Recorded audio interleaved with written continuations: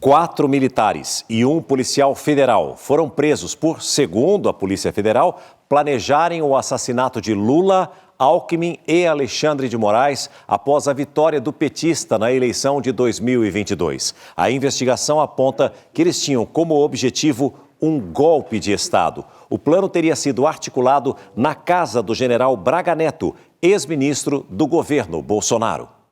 Os documentos da Polícia Federal e do Supremo que embasam a operação detalham os planos de monitoramento, prisão ilegal e até a execução de 3 personagens centrais. O ministro Alexandre de Moraes, do Supremo, e então presidente do Tribunal Superior Eleitoral, Luiz Inácio Lula da Silva e Geraldo Alckmin, à época presidente e vice-presidente eleitos. A estratégia envolvia envenenamento e uso de artefato explosivo por meio de planos intitulados Copa 2022 e Punhal Verde e Amarelo. Com planejamento e coordenação típicos de uma operação militar especial, o plano envolvia o monitoramento e emprego de recursos públicos, de acordo com a polícia, com o uso de celulares em nome de terceiros e codinomes para garantir o anonimato. A PF aponta que no plano Punhal Verde e Amarelo, o codinome Jeca faria referência ao atual presidente Lula e que, segundo o planejamento do grupo, a neutralização dele abalaria toda a chapa vencedora. Para a execução do presidente, o documento descreve, considerando a vulnerabilidade de saúde e ida frequente a hospitais, a possibilidade de utilização de envenenamento ou uso de químicos para causar um colapso orgânico. Segundo a PF, foram consideradas diversas condições de execução do ministro Alexandre de Moraes, inclusive com o uso de artefato explosivo e por envenenamento em um evento oficial público. A investigação aponta que esse plano começou a ser articulado durante uma reunião em 12 de novembro na casa do general Braga Neto e se estendeu até o dia 15 de dezembro de 2022.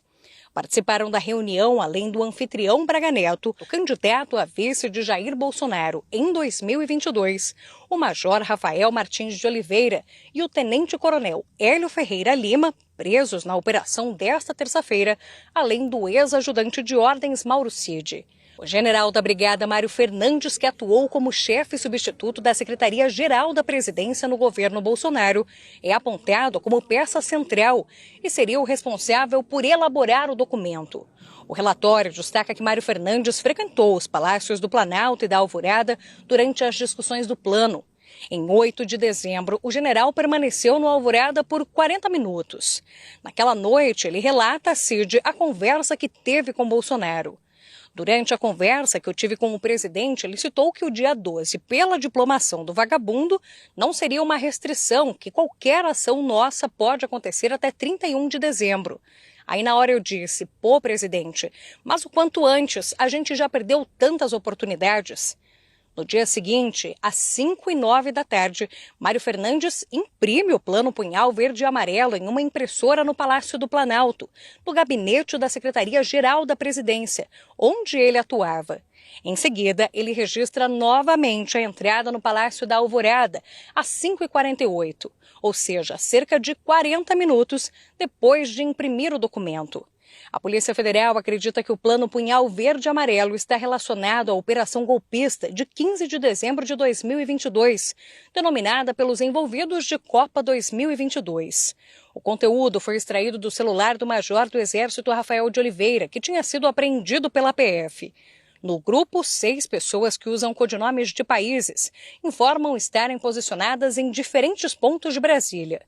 A Polícia Federal afirma que a troca de mensagens reforça que os investigados estavam executando um plano para possivelmente prender o ministro Alexandre de Moraes. Segundo a PF, o monitoramento do ministro teria começado logo após a reunião na casa de Braga Neto, em 12 de novembro de 2022. A Polícia Federal conseguiu identificar apenas um dos integrantes do grupo Copa 2022, para além do major Rafael de Oliveira.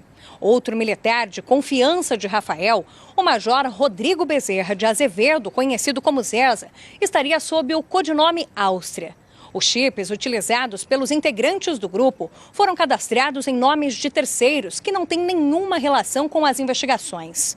O major Rafael de Oliveira, inclusive, roubou os dados de um homem com quem ele se envolveu em um acidente de trânsito para conseguir habilitar a linha telefônica. A PF identificou nos arquivos do general Mário Fernandes um outro documento de criação de um gabinete de crise. A implementação seria em 16 de dezembro, um dia após o evento Copa 2022. O chefe do gabinete de crise seria o general Heleno, ex-chefe do Gabinete de Segurança Institucional, e o coordenador, o general Braga Neto. O gabinete teria como função restabelecer a legalidade e a instabilidade institucional, após os assassinatos de Lula, Alckmin e Alexandre de Moraes. O SBT Brasil procurou a defesa dos presos na operação de hoje e também do general Braga Neto e do ex-presidente Jair Bolsonaro, mas ainda não teve retorno. Pelo 4º ano consecutivo, o SBT News é a marca mais confiável de jornalismo no Brasil, de acordo com o Instituto Reuters. 62% dos brasileiros consideram o SBT News e o SBT Brasil a fonte mais segura de informação. Além das reportagens da TV, com o SBT News você tem acesso a conteúdos exclusivos quando e onde quiser. SBT News, notícias que você pode confiar.